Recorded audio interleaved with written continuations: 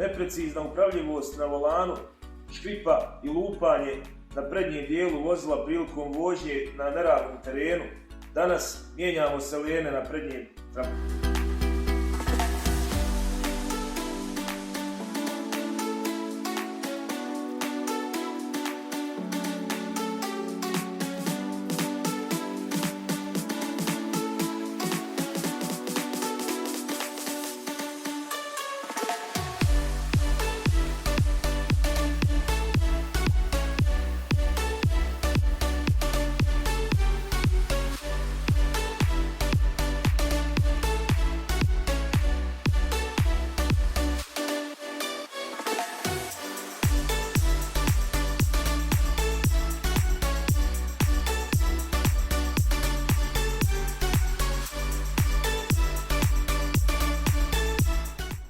Na ovim gumenim selen blokovima stoji cijelo auto, oni trpe veliku silu, pa ćemo izabrati boljeg proizvođača.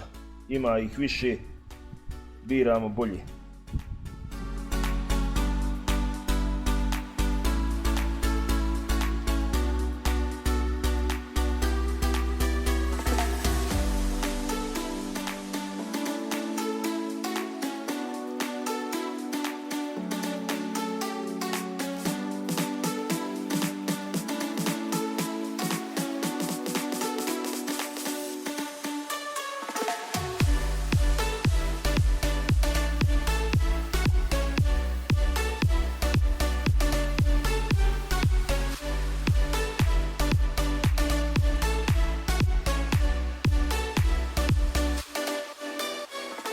Ovo su ovi veliki koji stoje na zadnjem dijelu lafete, a ovdje su ovi prednji, oni su manji.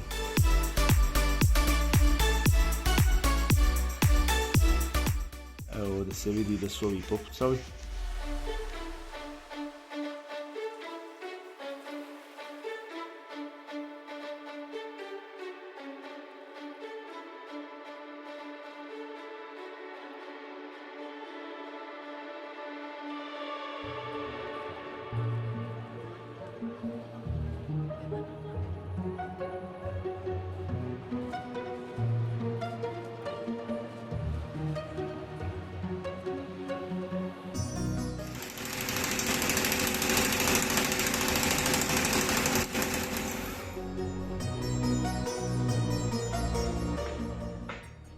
Ovo je jedan od čestih slučajeva kada je čelični šaraf uvrnut u aluminijumsko kućište. Pogledajte kako je izvukao dio navoja. Ovo je još i podnošljivo, bude puno gorih i težih slučajeva gdje se onda mora bušiti i urezivati novi navoj.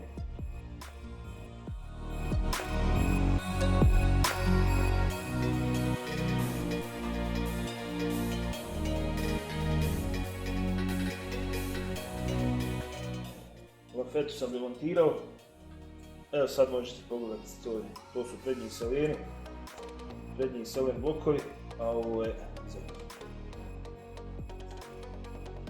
Jako bitna stvar prilikom montaži, to ću vam sad pokazati, ovaj zadnji selen blok ima svoj smjer okretanja u kom položaju treba da stoji. Prilikom počinjenja vozila zadnji dio lafete teži prema unutrašnjosti auta. Iz tog razloga je na ovom selen bloku ovdje ovo zadebljanje gumeno kako bi se lafeta naslonila na tu gumu na počinjenje.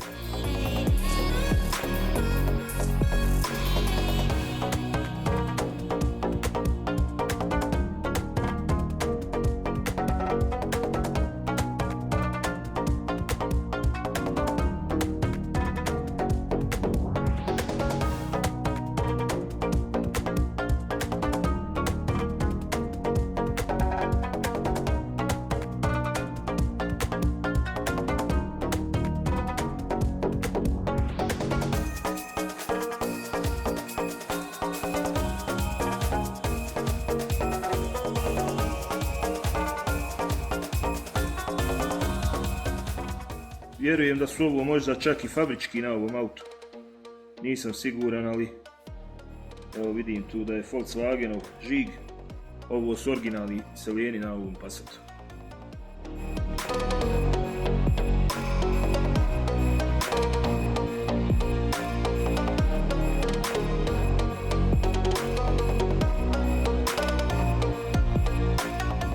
Sljedeći korak je da izvadim ovaj selen blok iz aluminijumskog kućišta, a to ću raditi uz pomoć hidraulične prese, isto tako i ubaciti novi. Jako bitna stvar je to da ovaj brijeg ovdje gumeni mora stajati u ovom položaju, pa ću ga obilježiti da ne bi slučajno došlo do kakve greške.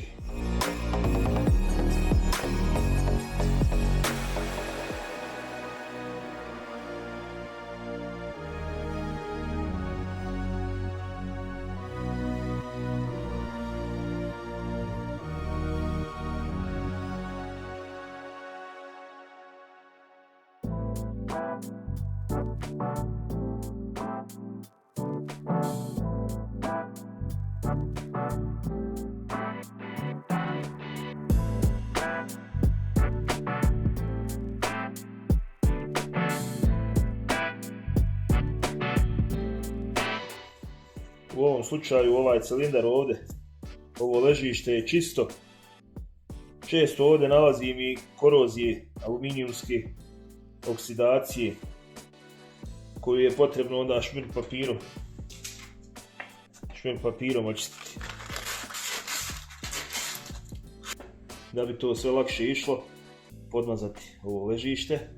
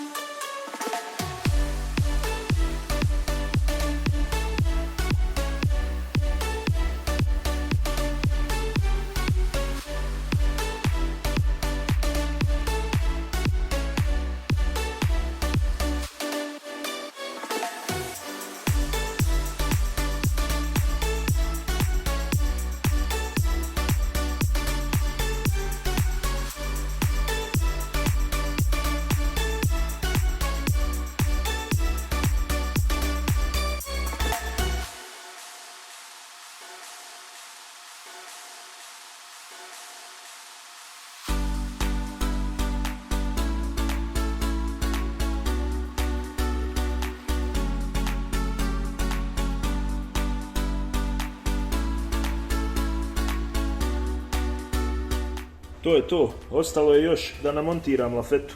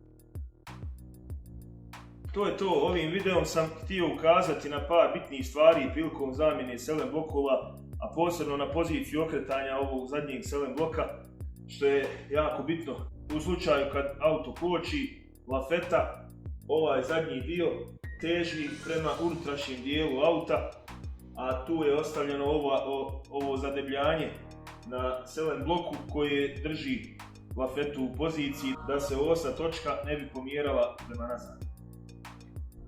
Idem ja još zamijeniti i drugu stranu na isti princip, a vi pretplatite se na kanal Ninos Garage i vidimo se drugom prilikom.